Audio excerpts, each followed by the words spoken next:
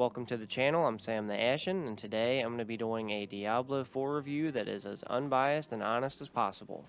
I don't have any nostalgia for the games. I never played any of the ones on PC, but I have played the Diablo 2 remake, Diablo 3, and now Diablo 4, and I'm pretty familiar with top-down action RPGs. So with that out of the way, let's get right into it. Starting off with probably the most important aspect to most players, which is going to be combat. Overall, the combat feels pretty exceptional. The moves feel powerful and responsive, the appearance of the moves is varied, and it doesn't feel too spammy. It's obviously going to feel a little bit like that because it's an action RPG, hack and slash, but there's actually some technique, some timing. You have to observe the battlefield and wait for your opportunities. The best way I can describe it is going to be visceral. I think this was a good way for the game to go, especially because the enemy design and the environments add a lot to the feeling of the combat. A good example would be with the Necromancer class. I use the explosive corpse move here, and you can see I don't just spam it, I have to wait for them to get nearby and kind of be tactical about it, but it's not so tactical and strategic that it would ruin the fun of a casual player, which is an important balance to strike, especially for a game like this. Next up, we have loot and gear. One of my main problems with games like Neo is that they kind of overwhelm you with loot and it's hard to sift through all of it and pick a good build. But I feel like Diablo doesn't do that. They make it pretty clear which ones are going to be better and which ones you should go ahead and sell or salvage, which helps me out a lot to not get overwhelmed or bored with the loot and still feel rewarded when I get that shiny, rare item. Luckily, at the same time, there's plenty of stats, effects, and modifiers for players who want to min-max or optimize their build. Next up is exploration, which is personally pretty important for myself. I think the two biggest things are how do the locations look, and are you rewarded for going out of your way to explore parts that you don't really have to? And both of those answers are yes. The locations look pretty sweet, they look varied, and they look gritty, which is in tone with the game. Also, if you explore and go to the places that are behind the corner, places that you don't have to go, there's usually a chest or a special enemy there waiting for you to give you something a little extra. Next up is graphics and style.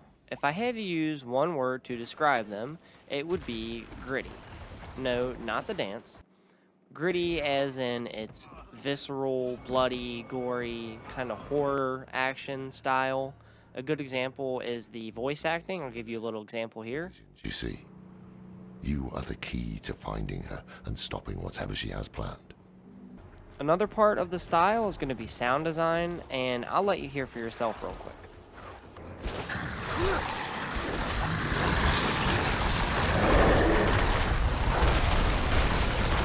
Just right there, you could hear the bones crunching, a grisly roar, blood bubbling. It varies pretty drastically from creature to weapon.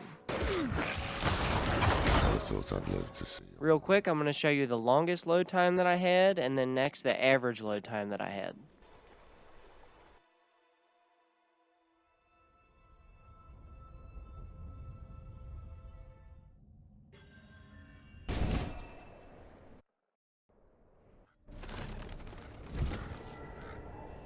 Next, let's dip our toes into the story. I'm not going to give away any spoilers, and it's all within the prologue or very early in Act 1.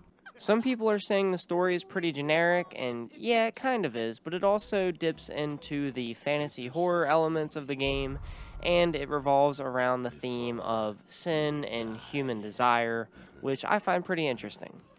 At the end of the day, it's a Diablo game, but also they did put in some effort.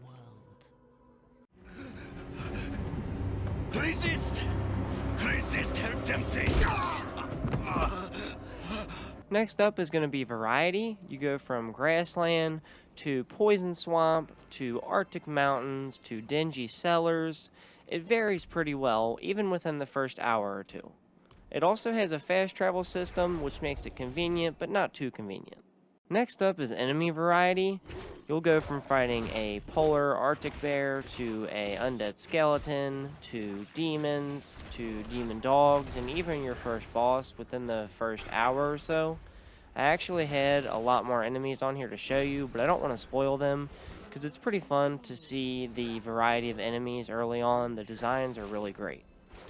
Really quick, I want to touch on character customization. It gives you a lot more than the previous games. You can change from male to female for all the classes, as well as jewelry, tattoos, face structure, and all that. Also, you might experience a queue when you try to log in. Every time for me has been like a minute or less, or no queue at all, but there was one time where it was about 20 minutes. You might expect more with the full release date. I want to touch on skills really quick, but not too in depth to avoid spoilers. I think this was my most disappointed aspect. I feel like there should be way more skills than there actually is. They do have a lot of modifiers and a good amount of skills, but not nearly enough. Hopefully, as time goes on, they'll probably add more skills. So, the answer to the big question you've probably been waiting for, is Diablo 4 worth playing and buying? My answer is yes. I think it's the best Diablo so far. It has the best combat, it has the best graphics. I like that they return to the gritty, visceral horror fantasy instead of the stylized cartoon fantasy. I think the two main downsides that I see is that there's a big lack in skills. They need to put a lot more into the game. And also, there's good enemy variety, but they need to space it out more and not keep it clumped up to where you run into the same enemies if you stay in the same area. If you really want me to put a number on it, I'll give it an 8 out of 10. That's it for the review. If it helped you at all or if you enjoyed it, I would really appreciate a like or a comment. And if you want to see more from me, subscribing to the channel is a great way to do that. I really appreciate you watching. I'm a small channel, so it really helps out a lot. Hope you have a good one, and hopefully I'll see you next time.